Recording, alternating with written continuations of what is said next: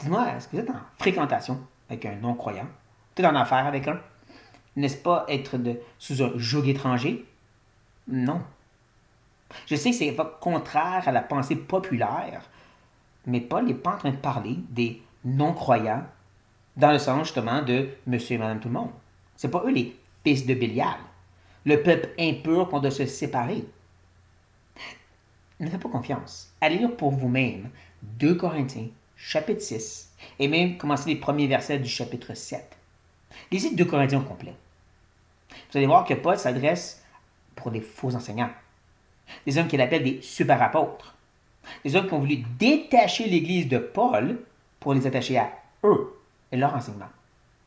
Et pour ça qu'en rendu au chapitre 6, Paul fait vraiment un cri de cœur, disant à quel point il aime l'Église et les appelle à se rattacher à lui. Mais pour faire ça, il faut se détacher d'eux. Ça, c'est le joug étranger. C'est eux les fils de Bélial. C'est pas des non-croyants normaux. Je peux dire, c'est des faux enseignants. C'est ça l'enseignement. C'est ça l'avertissement. Que je dirais est très à jour de nos jours.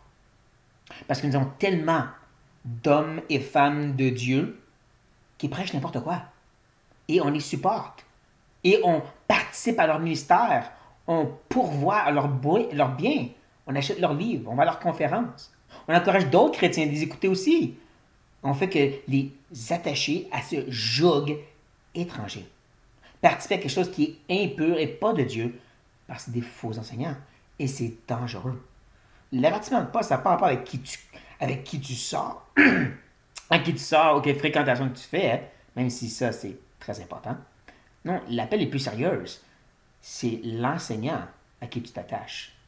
L'enseignant qui était prêt à écouter et suivre. Et donc, prenons au sérieux cet avertissement donné par le Saint-Esprit.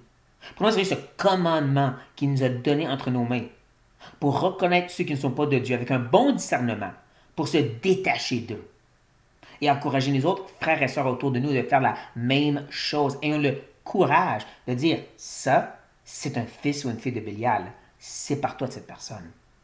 Oh, que Dieu nous aide, chers frères et sœurs, à prendre ceci au sérieux.